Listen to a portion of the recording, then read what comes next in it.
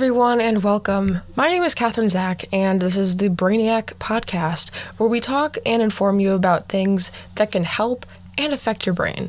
Today, we look at how music affects our brains.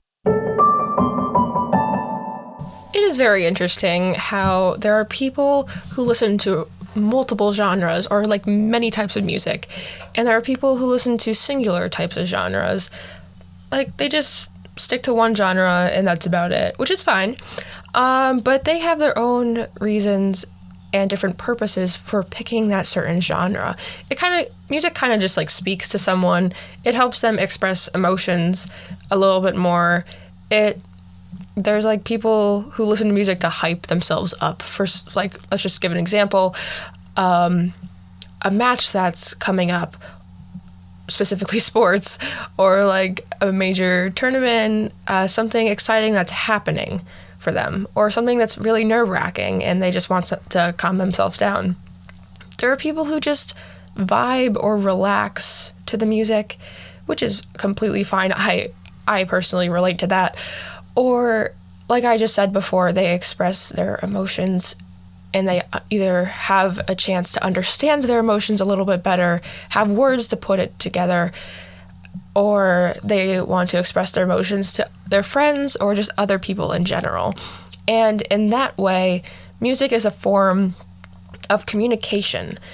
And for others, it can inspire them to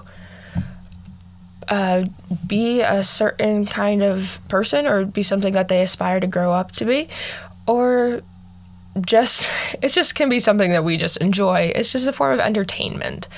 Music has been in my life constantly. My mom is a music teacher, and I've been listening, and like ever since I was younger, I've heard different genres like classical music, classic rock, pop music, rock music. For me, I have my own genres that I have like discovered on my own. Like, there's metal music, there's alternative rock, there's regular rock, and there's just regular alternative, and then pop songs. I'm not a big pop person, but there are songs where I honestly enjoy, and I listen to music just to understand my emotions a little bit better, because there are people who are not in touch with their emotions as much as others, and they don't have the words to explain what's going on with them. And it just helps me find the words without actually trying to explain it to somebody. Music is a big part of society, and especially the student body. It is a really complicated process, but I'll give you a quick summary of how it's processed through the brain. According to Harvard, music enters the brain through sound waves, and these sound waves are collected in the external ear, and the waves are funneled into the eardrum. The eardrum then vibrates, and the vibrations are relayed along the chain of tiny bones in the middle bone until it reaches the stapes, or as known as the third bone, that connects to the cochlea. The vibrations then send fluid waves through the cochlea. The fluid waves produce swaying motions of the hair cells, and the cells release chemical neurotransmitters that activate the auditory nerve. Miniature electric currents are then sent to the auditory cortex in the temporal lobe of the brain. Again, this process is very complicated, and keep in mind this happens very fast, and this is just a quick summary. Back in 1993, there were scientists at the University of California that produced a theory, or in their words, a discovery, that listening to Mozart's music can temporarily boost a portion of an IQ test that you take. Mozart's music, everyone knows Mozart's music. It's more on the classical side. There's like no words to it or anything really distracting. It's more of like a study music as I think about it. But apparently it improves spatial reasoning, so that could be something that works for certain people. It doesn't work for everybody. Not everybody works well with music going in the background, which is totally okay. But yeah, that's just one thing that can possibly help you focus. So now I'm going to talk about the benefits and the negative effects of music on the brain. Now, in a stressful situation, it can help reduce anxiety or just nervousness stress in general, of course. It can reduce your blood pressure. It can possibly improve sleep quality. It can improve your mood, and it can improve your memory. And relating to memory, Harvard Medical School says that listening to and performing music reactivates areas of the brain associated with memory, reasoning, speech, emotion, and rewards. Now, again, people are very different, and this does not affect everybody, but I can kind of attest to this with studying. I have to have something in the background when I'm studying or I'm focusing on homework, because it just helps me focus a little bit more. And sometimes I get a little distracted, which is normal, I guess. But yeah, there are people who don't listen to music at all when studying, and that's just, if it works for them, it works for them.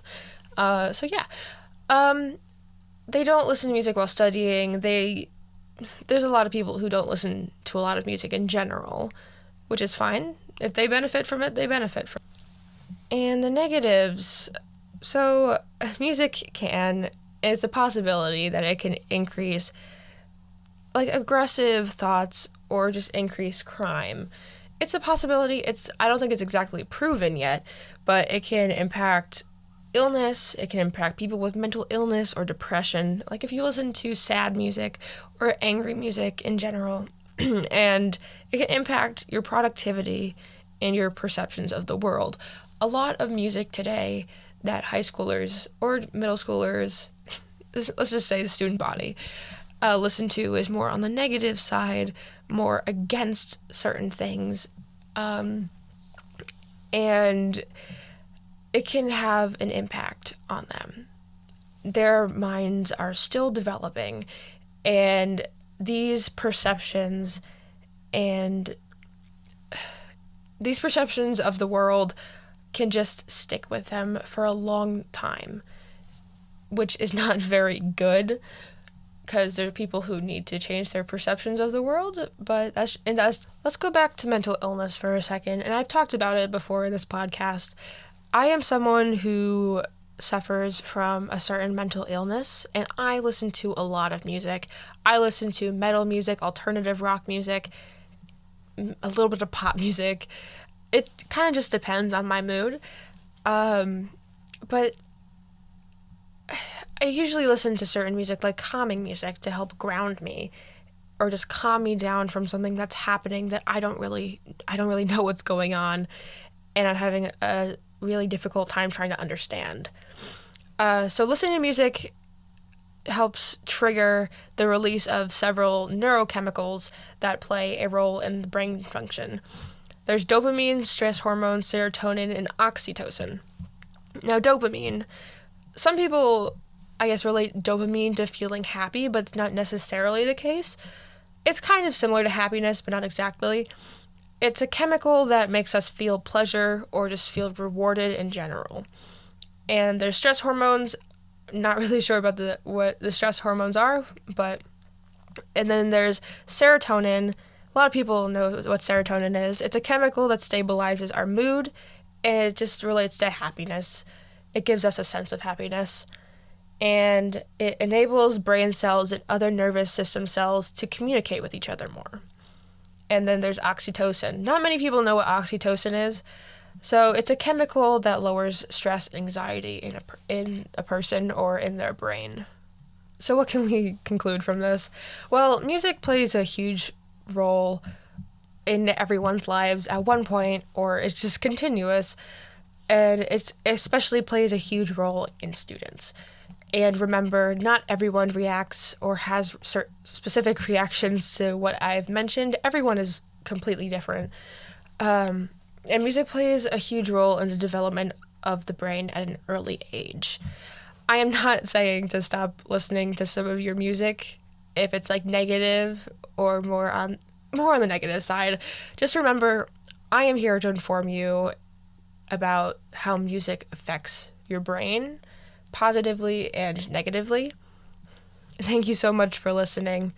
On the next episode, we will be talking about how technology affects mental health in the student body.